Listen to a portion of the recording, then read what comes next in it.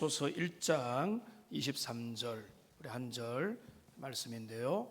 에베소서 1장 23절 말씀 우리 한 목소리로 읽겠습니다. 교회는 그의 몸이니 만물 안에서 만물을 충만하게 하시는 이의 충만함이니라. 아멘. 말씀을 듣기 전에 잠시 소개를 하는 시간을 좀 가지겠습니다.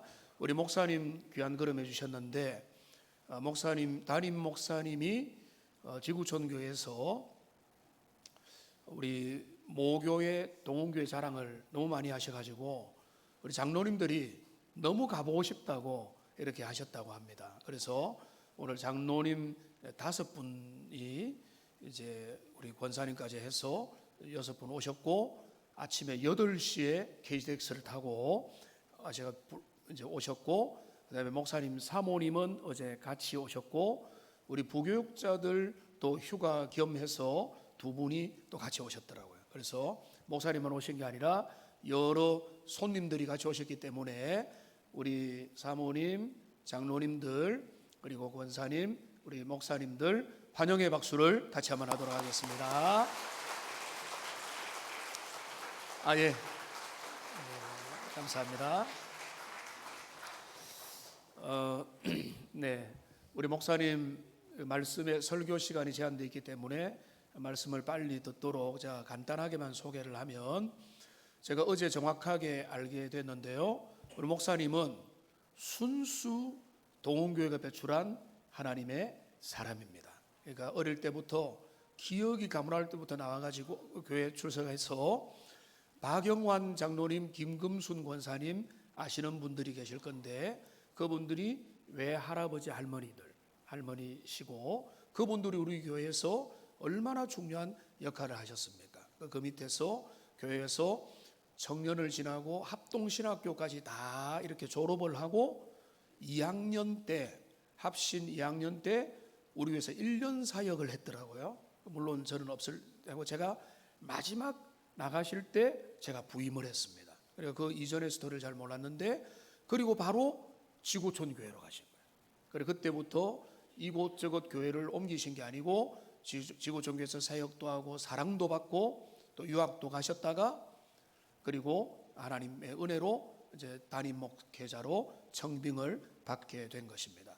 여러 가지 우리 교회가 설립 70주년을 맞이하면서 우리가 하나님 앞에 기도하는 가운데 미국에 있는 목사님도 모시고 이번에 서울에 있는 목사님도 모시는데, 유명해서 모셨다기보다는 우리 교회와 연결점이 있어야 되는데, 그런 귀한 분들이 곳곳에서 하나님 앞에 잘 자라가지고 영적인 영향력을 드러내고 있다는 그 사실 때문에 당회에서는 어렵지 않게 그렇게 강사로 선정을 할 수 있었는데, 서로가 더 은혜를 주고받을 수 있어서 너무너무 감사하고요.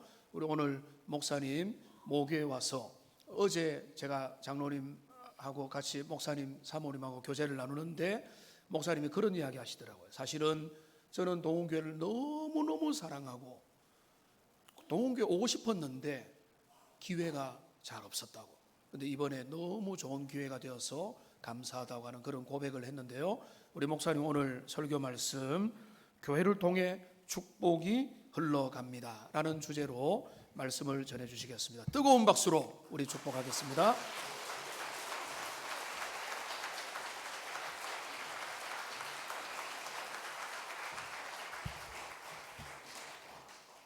예.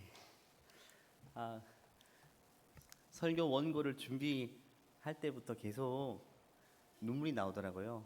그래서 큰일 나겠다 싶었어요. 강단 앞에 서서 계속 울기만 하고 내려오면 어떡하지라고 했는데, 그래서 기도했습니다. 하나님, 울지 않고 준비한 설교 잘하고 내려오게 도와주세요 라고 기도했는데, 1부 때는 그렇게 살짝의 눈물만 비치고 설교를 잘할 수가 있었습니다.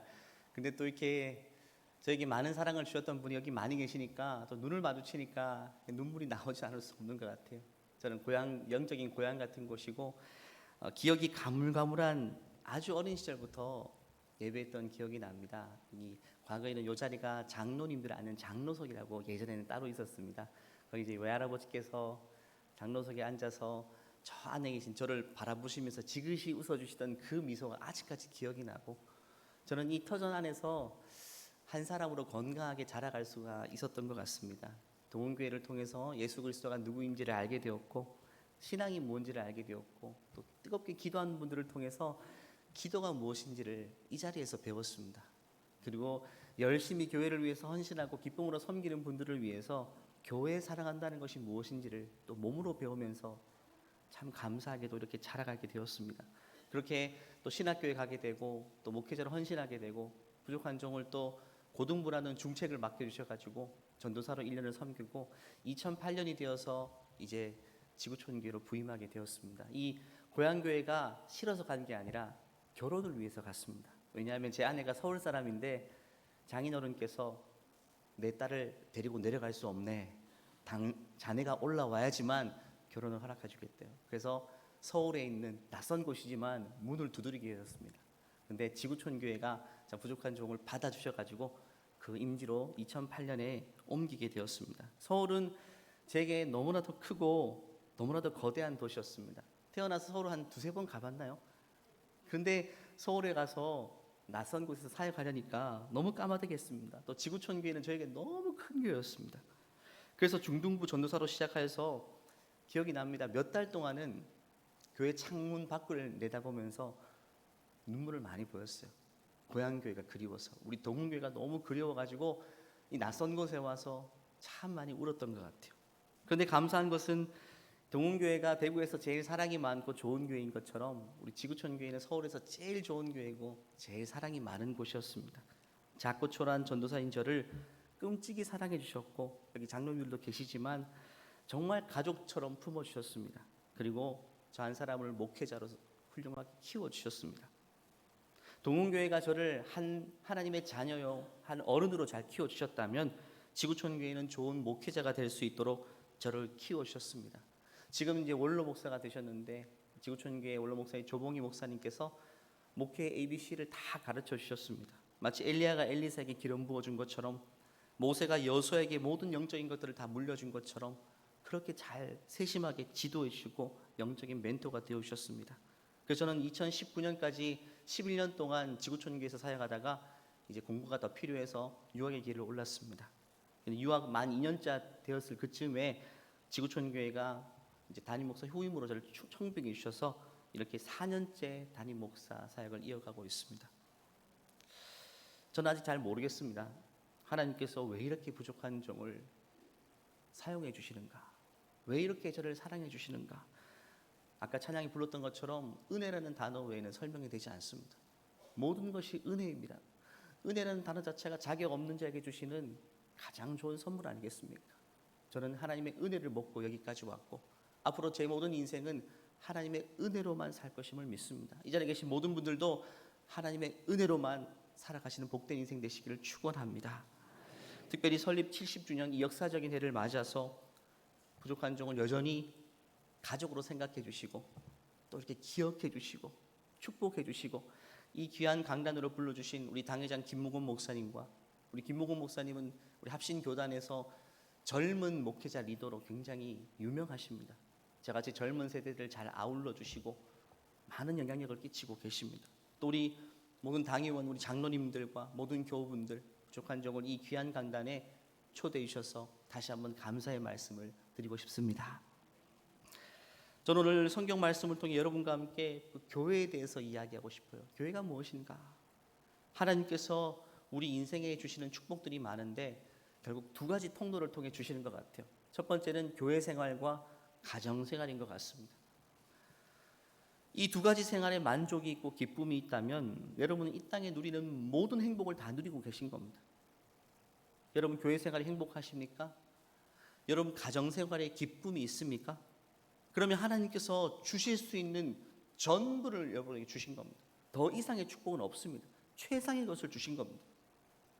그런 차원에서 우리 앞뒤 자를 보시고 이렇게 서로 격려하며 인사했으면 좋겠습니다. 여러분 행복한 교회 생활 되세요. 인사 한번 나누실까요?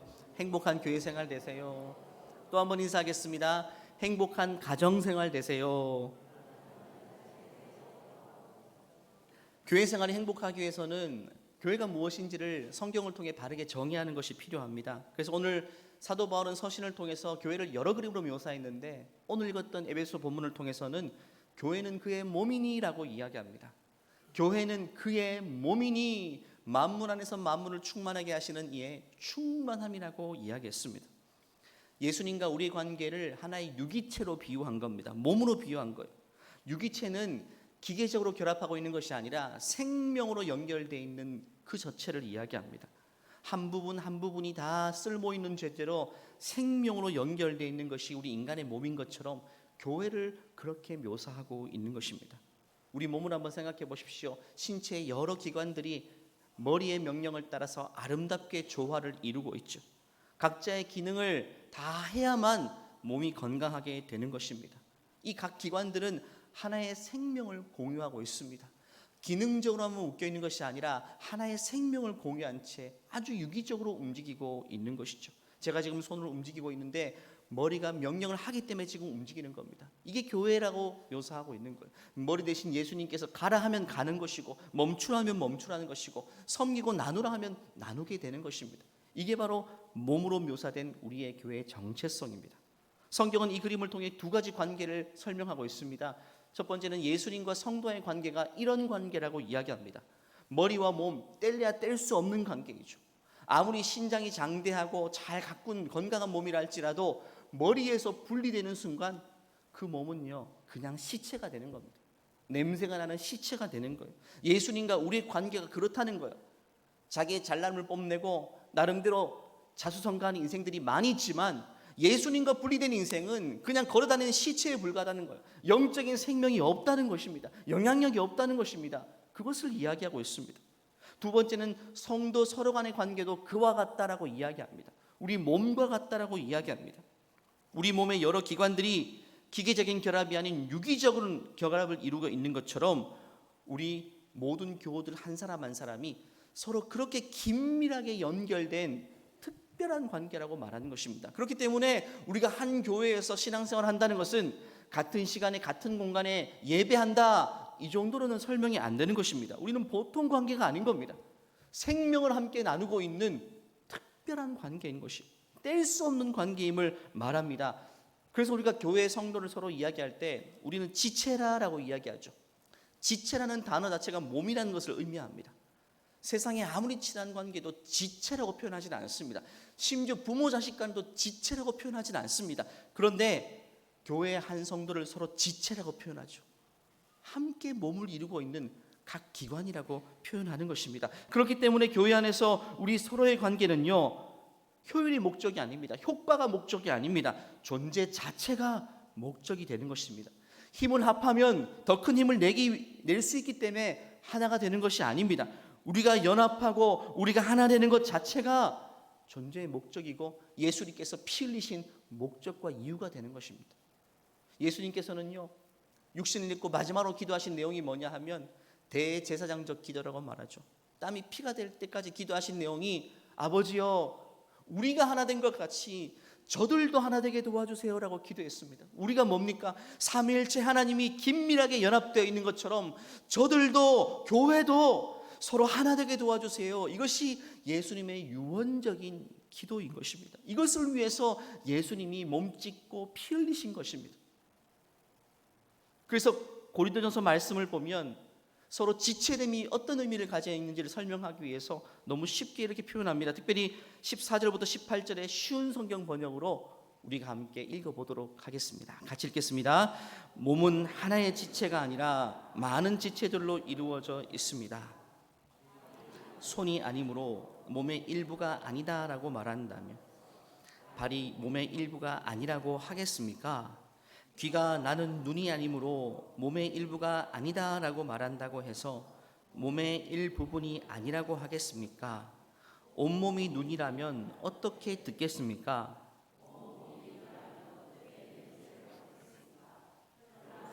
하나님께서는 그분이 원하시는 대로 몸 안에 각각 다른 기능을 하는 여러 지체를 두셨습니다.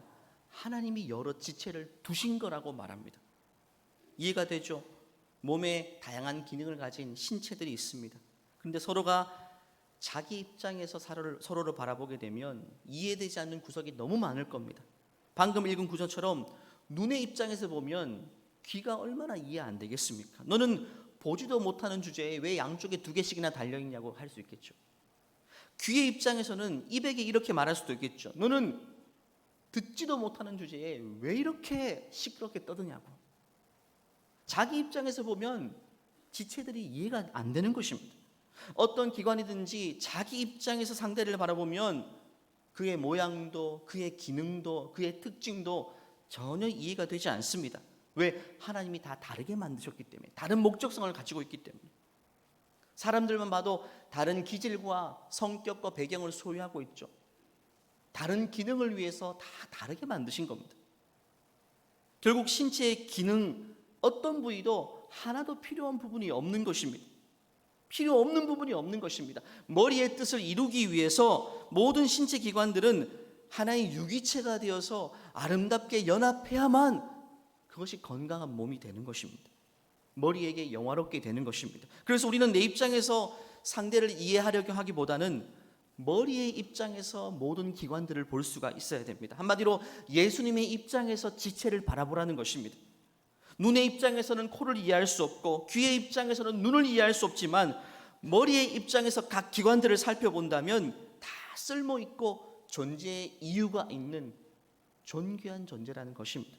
그렇기 때문에 우리가 행복한 교회 생활을 하기 위해서는 교회 안에 서로의 지체를 바라볼 때에 나의 입장이 아닌 우리 곧 머리 대신 예수님의 입장에서 지체를 바라본다면 그것이 여러분 하나로 우리를 연합하게 하는, 하나님이 영화롭게 하는 건강한 그리스도의 몸을 이루게 되는 것입니다. 그러면 이해가 됩니다. 그렇지 않으면 이 땅에서 아무리 좋은 사람들만 모인 교회가 있다 해도 교회 가면 상처받고 실족할 일밖에 없어요. 여러분 지상의 교회는 완전하지 않습니다. 내가 고르고 골라서 선택한 배우자도 같이 살아보니까 이해 안 되는 구석들이 얼마나 많습니까? 그런데 아무런 조건 없이 모인 이 다양한 사람들이 하나의 교회를 이루게 될 때에 행복하기만을 바란다, 이해되기만을 바란다, 이것은 꿈 같은 이야기죠. 불가능한 이야기입니다. 내 생각, 내 입장, 내 관점을 내려놓지 않으면 아무리 좋은 사람들만 모아놓아도 우리는 좋은 관계를 맺어갈 수가 없습니다. 여러분 신체 기관 중에 한 부분이 나는 너희들과 더 이상 일할 수 없다, 내 수준과 너희들의 수준은 도저히 맞지 않아서 같이 있지 못한다고 가출해버린다면, 아니면 기능을 멈춰버린다면 온몸이 시름시름 앓게 되는 것이죠. 머리카락이 신체 다른 기관들이 마음에 안 들어서 그날 한시로 가출해버린다.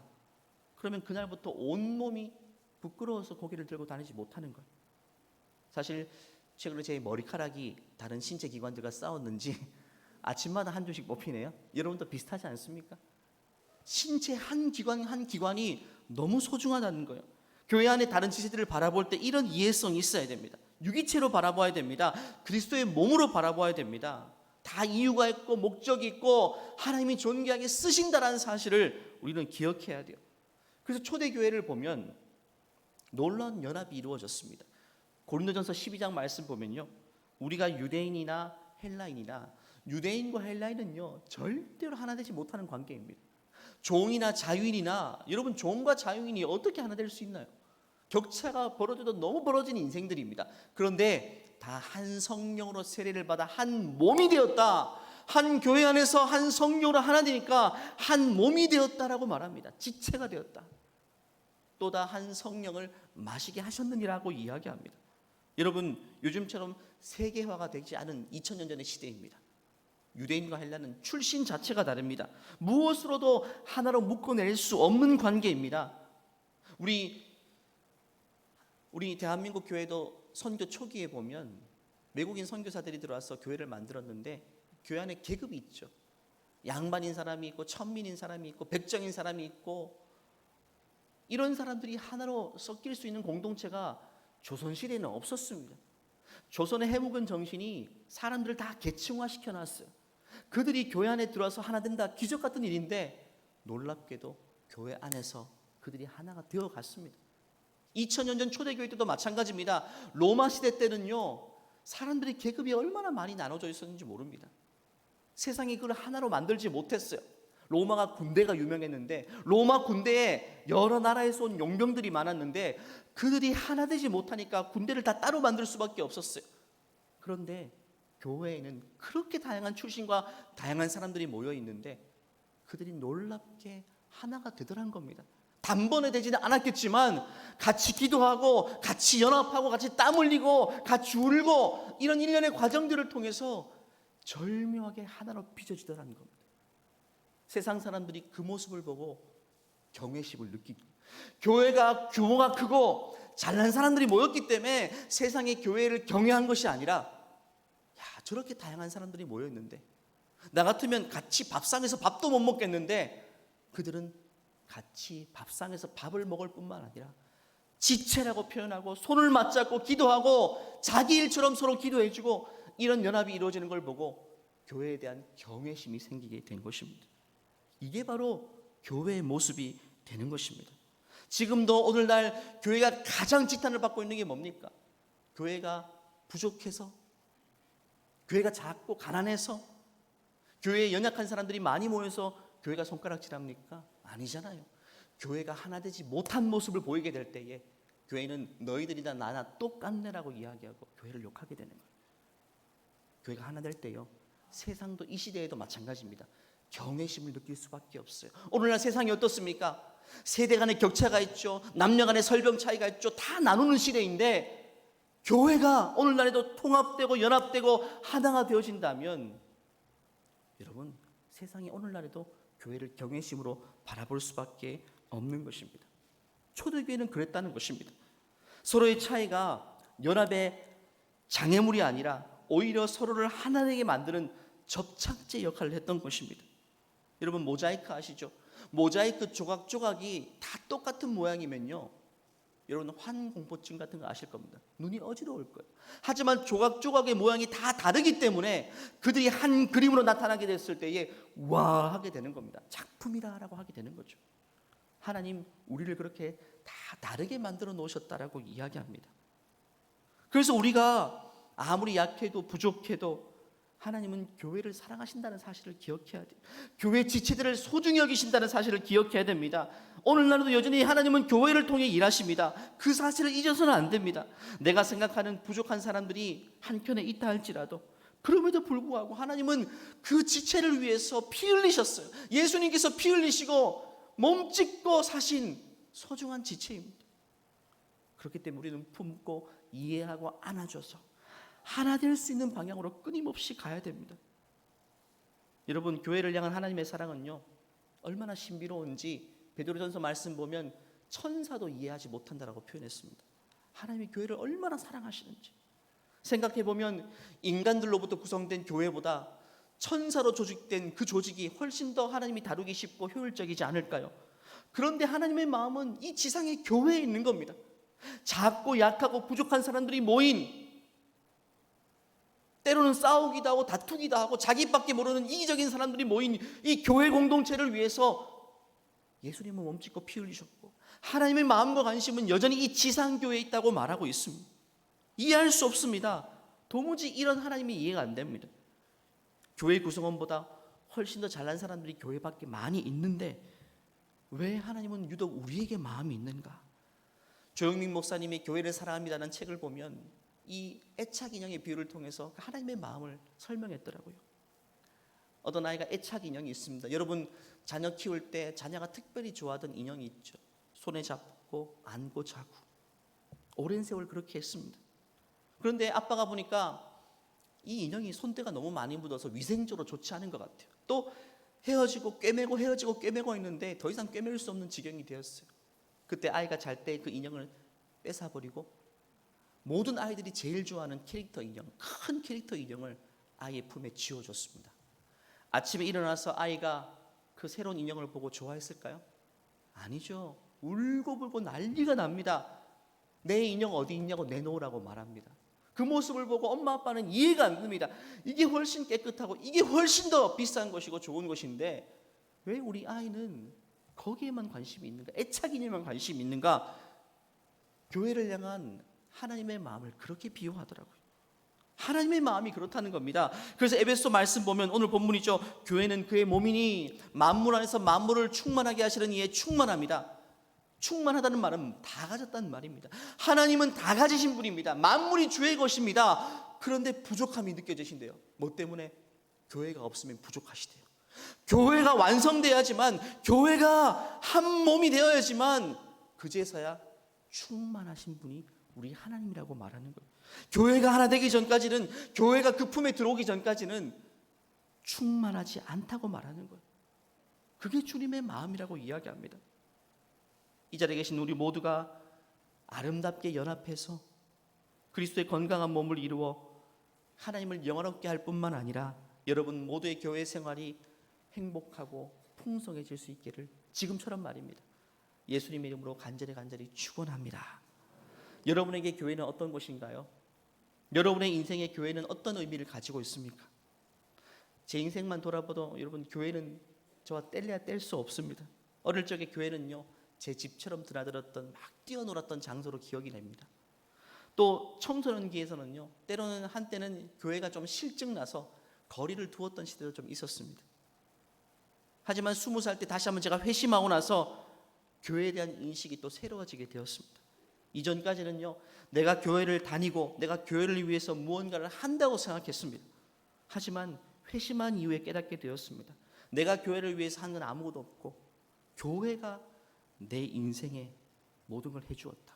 교회가 내 인생을 지금까지 지켜주었고 교회가 내 인생을 여기까지 인도했다라는 사실을 고백하게 되었습니다. 실제로 그렇더라고요. 저는 오늘 설교 제목처럼 교회를 통해 참 많은 복을 받은 인생입니다. 많은 정도가 아닙니다. 전부를 받았습니다. 교회 건물이라는 이 공간을 말하는 것이 아니라 함께 예배하고 함께 동역했던 수많은 지체들을 통해서 제 인생이 여기까지 오게 되었습니다.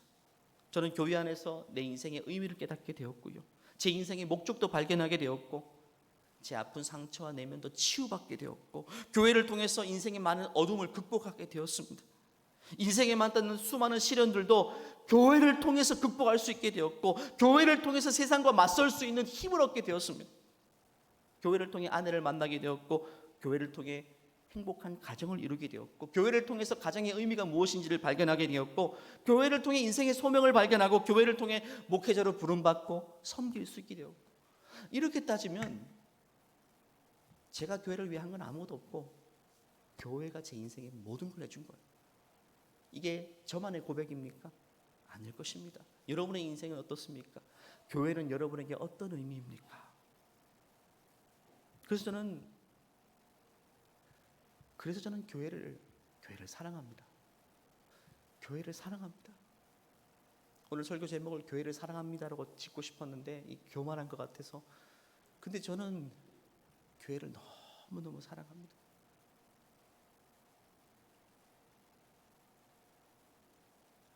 인생이 참 어려웠을 때 교회 분들이 저를 그렇게 많이 격려해 주셨어요. 특히 저는 소심하고 내성적인 성격이어서 많이 땅만 보고 살았거든요.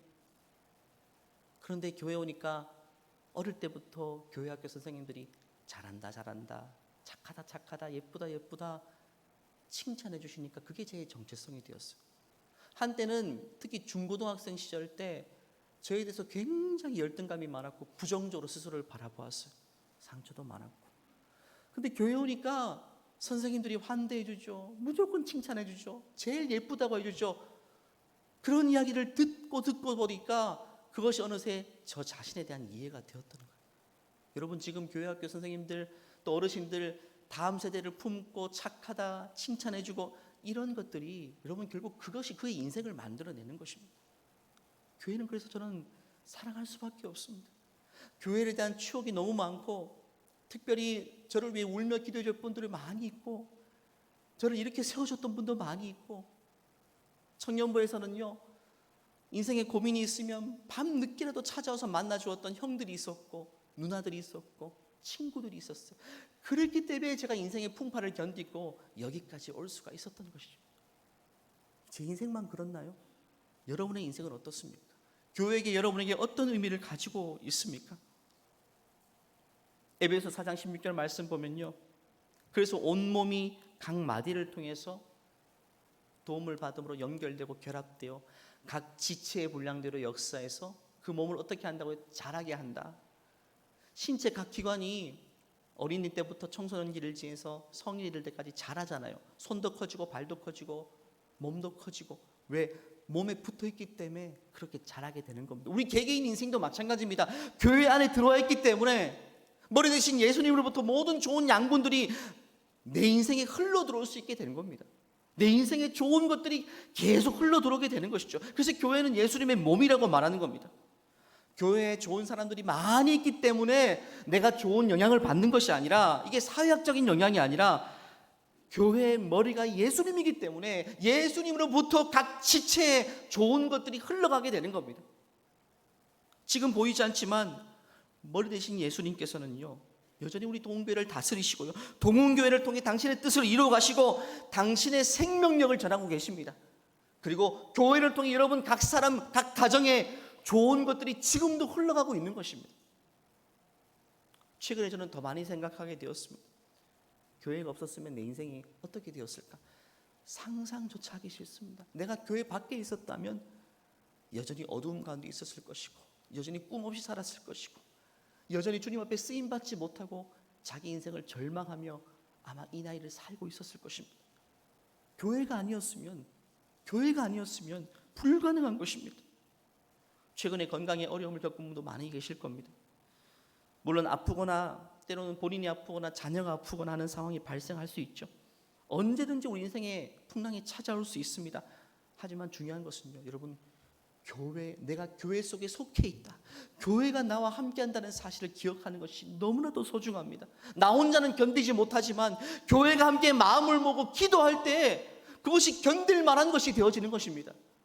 장애물, 내 문호는 뛰어넘지 못해요. 마치 골리앗 앞에 선 다윗과 같은 존재. 그런데 교회가 함께 마음을 모고 내가 교회 속에 속해 있게 되면 그 인생의 장애물도 어느 순간 여리고성이 스스로 무너지게 된 것처럼 그런 역사가 우리 눈앞에서 나타나게 되는 것입니다. 앞으로 내 인생의 문제도 마찬가지고, 우리 가정과 개인의 문제 스스로 혼자 싸매고 끙끙거리지 마시고 교회 속으로 가지고 나와서 기도 제목으로 나누시고 함께 연합하고 기도하고 다루게 될 때에 하나님이 그 과정을 통해서 그 문제를 반드시 풀어가실 줄 믿습니다. 사도행전 12장 말씀 보면요, 교회의 최고 지도자였던 베드로가 투옥되는 사건이 있습니다. 이거는 스스로 벗어날 수 없습니다. 헤롯이라는 절대 권세자가 베드로를 죽이기 위해서 철저한 계획을 세웠고 내일은 사형이 집행될 예정입니다. 그 밤에 묶여 있는 겁니다.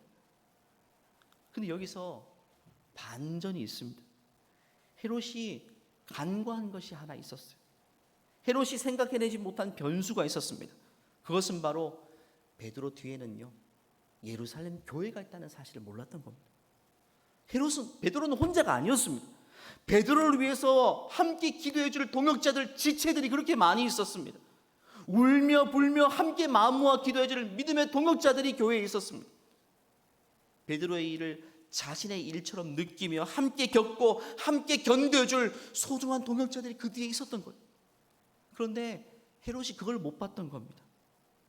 여러분, 핍박자들이 베드로 개인을 무너뜨릴 수 있겠죠. 하지만 베드로를 위해서 함께 기도해 주었던 교회를 무너뜨릴 수는 없습니다. 왜냐하면 교회의 머리가 예수님이기 때문에. 그들이 베드로를 상대하기 위해서 결국 예수님을 상대해야 되는데, 만왕의 왕이신 그 주님의 권세를 세상 권세가 어떻게 상대할 수 있겠어요?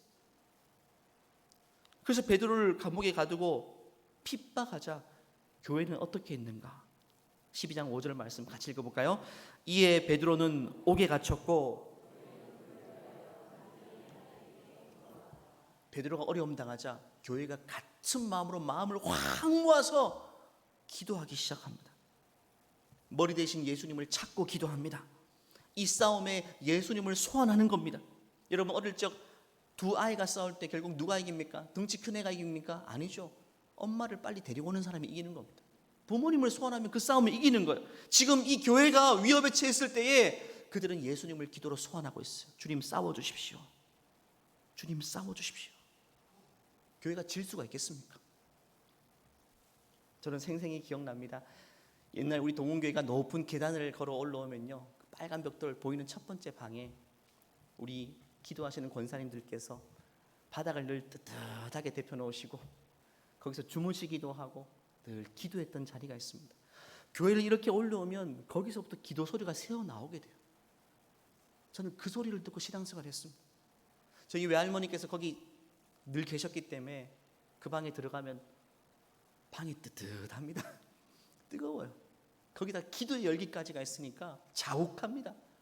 거기서 저를 안아주시고 격려해 주시고 예쁘다고 해주시고 함께 기도해 주시던 그 권사님의 기도 소리가 저는 아직 생생합니다. 여러분, 저는 권사님들의 기도 소리 듣고 신앙생활을 했거든요. 그래서 제가 세상이 무섭지 않았어요. 저는 안정감이 있었습니다. 세상의 풍파가 잔잔해서 아닙니다. 그 당시는요 더 힘든 시기였어요. 그럼에도 불구하고 어렵지 않았어요. 왜? 그 기도 소리가 들렸기 때문에. 나를 위해서 언제든지 기도해 줄 그 권사님들의 기도 소리가 내 귀에 늘 들렸기 때문에 세상이 두렵지 않았어요. 저뿐만 아닙니다. 그 소리를 듣고 자랐던 그 세대 아이들은 다 마찬가지였을 겁니다. 나를 위해 기도해 줄 어르신들이 이렇게 많구나. 그 기도 소리는요 마치 심장 박동 소리와 같았어요. 그 기도실이 교회의 심장이었습니다. 심장 박동이 그냥 세게 쳐야지만 온몸이 피가 전해지고 건강해지는 것처럼 그 소리가 심장의 소리였어요. 가정에서도요 어머니의 기도 소리 듣고 자란 자녀들 인생은요 무너지지 않잖아요. 무너지지 않습니다. 교회에서 어른들의 기도 소리를 듣고 자란 다음 세대 아이들은요 하나님 앞에 존귀하게 쓰임받게 되는 것입니다. 지금도 우리 동훈교회 권사님들께서 여전히 기도의 불을 활활 지펴가고 있음을 믿습니다. 여러분 기도 뜨겁게 하고 계시죠? 여러분 자신을 위해서, 교회 지체를 위해서, 다음 세대 아이를 위해서 그 기도 소리를 계속 들려주고 계신가요? 그 기도 소리가 너무 커서 교회 문 밖에 어느 공간에서도 생생하게 들릴 정도의 그 기도 소리, 그 소리를 듣고 다음 세대가 자란다면 여러분 안정감을 느끼고 세상을 이길 수 있을 것입니다. 이처럼 예루살렘 교회는 베드로를 위해서 기도하기 시작합니다. 그 기도 소리가 보통 소리가 아니었습니다. 다시 보면 베드로는 옥에 갇혔고 교회는 그를 위해 간절히 기도했다. 여러분 이건 성경에 나온 반응이고 일반적으로는 이렇게 돼야 정상입니다. 베드로는 옥에 갇혔고 그를 사랑하는 자들은 눈물로 이별을 고했다. 왜? 다음날 죽을 것이 뻔하기 때문에. 죽을 게 뻔한데 뭘 위해 기도합니까? 내일 사형인데 눈물로 이별을 고했겠죠. 베드로는 옥에 갇혔고 베드로 자신도 절망에 빠져 한숨 지었다. 이게 일반적인 반응입니다. 옥에 갇혔고 내일 사형인데 거기서 뭘 하겠습니까? 한숨 짓는 것밖에 없죠. 또 베드로는 옥에 갇혔고 예수 믿는 자들은 두려워 숨어 지냈다. 당연한 반응이죠. 왜? 베드로 다음 차례는 그들이거든요. 베드로가 다음날 죽기 때문에 우리도 빨리 숨어야 되는 겁니다. 이게 일반적인 반응인데 그들이 그렇게 하지 않았어요. 모여 기도했습니다. 왜 그랬을까요? 그들은 지체였고 기도였고 예수님을 머리로 한 몸을 이룬 공동체였기 때문에 위기와 어려움 속에 한 지체의 문제가 나의 문제임을 깨닫고 같이 벌떼같이 모여서 기도하기 시작한 겁니다. 이에 베드로는 옥에 갇혔고 교회는 그를 위하여 간절히 하나님께 기도하더라. 이 앞부분에 베드로는 옥에 갇혔고에 여러분의 인생을 집어넣어 주십시오. 나는 질병에 걸렸고 교회는 나를 위해 기도하더라. 내 자녀가 인생에 어떤 문제를 만났고 하지만 교회는 그를 위해 기도하더라. 이게 교회의 모습인 겁니다. 이게 교회의 모습. 여러분 세상에 가장 강력한 것이 바로 교회가 함께 기도하는 것입니다. 그것을 이겨낼 세상 권세는 없습니다. 왜냐하면 지금도 모든 것을 당신의 뜻대로 이끌어 가시는 우리 하나님이 무엇에 귀를 기울이시는가? 교회가 함께 기도하는 그 소리에 귀를 기울이시고 그 소리 그대로 인생을 이끌어 가시기 때문에 교회가 연합하여 기도하면 세상을 이기는 겁니다. 교회가 함께 기도하면 안 되는 일도 되는 것이고 풀리지 않은 문제도 풀리게 되는 것입니다. 여러분 하나님이 어떻게 일하셨는지 한번 볼까요?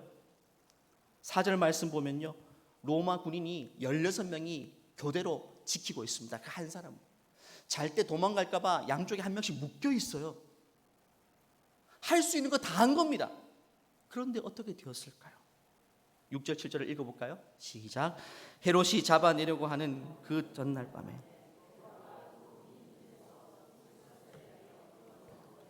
파수꾼들이 문 밖에서 옥을 지키더니 호련히 주의 사자가 나타나며 옥중에 광채가 빛나며 또 베드로의 옆구리를 깨워 이르되 급격히 일어나라 하니 쇠사슬이 그 손에서 벗어지더라.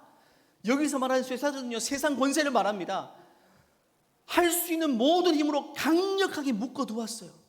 그런데 너무나도 쉽게 툭툭 끊기다라는 거예요. 툭툭. 주의 사자가 찾아와서 툭툭 다 끊어주는 거예요.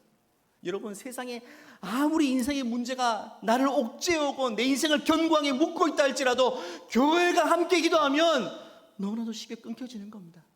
이게 교회의 능력입니다, 여러분. 이게 교회의 사명인 것입니다.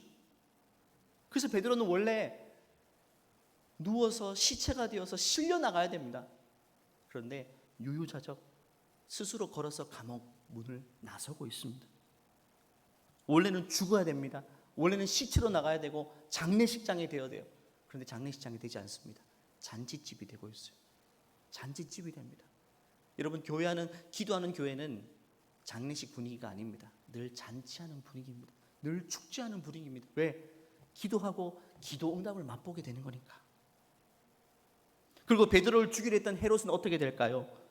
베드로를 위해서, 잡아 죽이기 위해서 온갖 수단을 다 썼던 헤롯의 권세, 하나님은요 하루아침에 꺾어버립니다. 23절 말씀 보니까 헤롯이 영광을 하나님께 돌리지 아니하므로 주의 사자가 베드로를 묶고 있던 결박은 끊어주고, 그런데 헤롯에게 찾아가서 그의 목숨을 데려가 버립니다. 그냥 데려가는 게 아닙니다. 최고의 권세자입니다. 제일 권력의 정점에 있는 사람인데 어떻게 죽게 되냐면요, 벌레에게 먹혀 죽었다. 여러분, 사람이 벌레에게 먹혀 죽은 거 봤습니까? 제일 비참한 겁니다. 그냥 변사체가 되었을 때 이런 일이 찾아오는 겁니다. 그렇게 된 겁니다. 제일 비참한 모습으로 죽게 되었다. 역사가 요세푸스는 그의 역사책에 이렇게 기록합니다. 헤롯은 70세 나이로 죽어가는 그의 모습은 내장이 썩고 벌레가 나며 악취와 경련이 끊이지 않았다. 사람이 살아있는데 내장이 썩어 들어가는, 벌레가 먹게 되는 비참한 모습으로 그 절대 권세자가 하루아침에 유명을 달리하게 되는 것입니다. 사랑하는 여러분, 이게 바로 교회의 기도의 능력인 것입니다. 여러분은 역사와 전통에 빛나는 자랑스러운 동문교회 교인임을 여러분 기억하시기를 바랍니다. 기도가 살아있는 동문교회 교인이, 성도가 바로 여러분입니다. 인생에 어떤 문제를 만나든지 마치 베드로 뒤에는 예루살렘 교회가 있었던 것처럼 여러분의 뒤에는 동문교회가 있다는 사실을 기억하시기 바랍니다. 여러분 혼자가 아닙니다. 여러분 뒤에는 같이 울어주고 같이 기도해줄 교회가 떠받치고 있다는 사실, 세상이 여러분의 인생을 함부로 보지 못하는 이유가 바로 그것 때문을 기억하시고 여러분 교회 속으로 더 들어오십시오. 여러분 어떤 마음, 교회 받은 상처와 여러 가지 이유로 한 걸음 여기 걸치고 한 발은 빼고 있는 마음이 있다면 여러분 두 발 다 교회 속으로 담그시고 공동체 생활도 하시고 모임에도 나오시고 기도하는 자리에도 나오셔서 교회에 더 깊이 들어오십시오.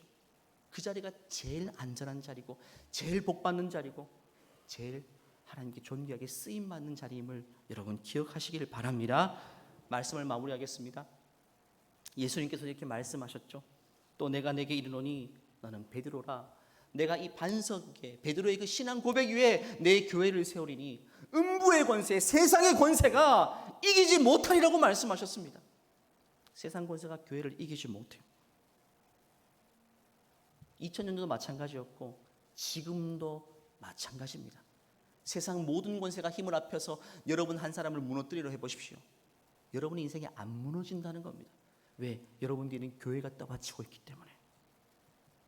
동문교회 70주년을 축하드립니다. 다시 한번 축하드립니다.